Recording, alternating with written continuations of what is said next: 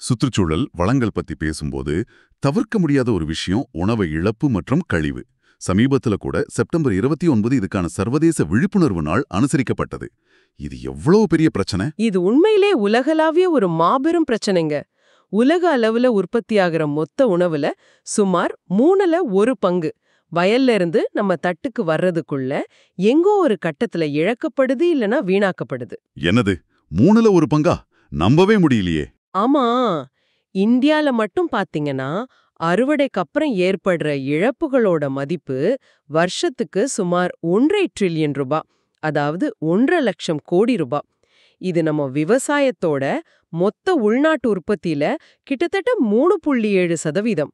குறிப்பா பழங்கள் காய்கறிகள்ல 10-15% வரைக்கும் இழப்பு ஏற்படுது. நாம அதிகமா நம்பியிருக்கிற கோதுமை, நெல் மாதிரி தானியங்கள்ல கூட கணிசமான இழப்பு சுமார் 4-5% இருக்கு. இது வெறும் உணவுப் பொருள் இழப்பு மட்டும் இல்ல. அதை விளைவிக்க பயன்படுத்தின தண்ணி, நிலம், ஆற்றல், உழைப்பு எல்லாமே வீணாகிறது தான் இதுல இருக்கிற சோகம். இந்த உணவு இழப்புக்கும் காலநிலை மாற்றத்துக்கும் தொடர்பு இருக்கா? நிச்சயமா இருக்கு. அதுவும் மிக நேரடியான தொடர்பு. உணவுப் பொருட்கள் அழுகும்போது, குறிப்பா குப்பை கடங்குகள்ல, அது மீத்தேன் மாதிரி சக்தி வாய்ந்த பசுமை இல்ல வாயுக்களை வெளியிடுது. FAO NIFTM செஞ்ச ஒரு ஆய்வுப்படி இந்தியால தானியங்கள், குறிப்பா நெல், அப்புறம் கால்நடை பொருட்கள் இழப்பால மட்டுமே வருஷத்துக்கு 33 மில்லியன் டன் கார்பன் டை ஆக்சைடுக்கு சமமான பசுமை இல்ல வாயுக்கள் வெளியாகுதாம்.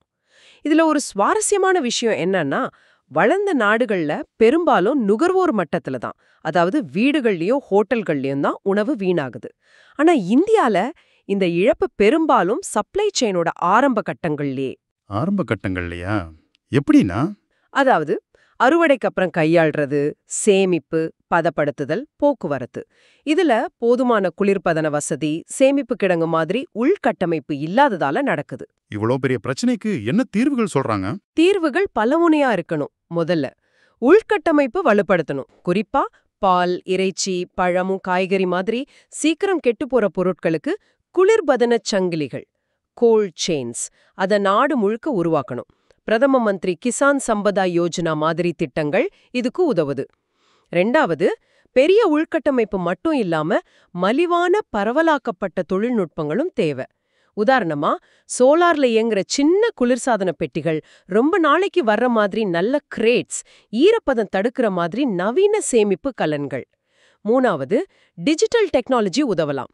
IoT சென்சார் வச்சு சேமிப்பு கிடங்கு சூழலை கண்காணிக்கிறது. FAOவோட FLAAP மாதிரி ஆப்ஸ் மூலமா எங்க இழப்பு ஏற்படுதுன்னு கண்டுபிடிச்சு தடுக்கிறது.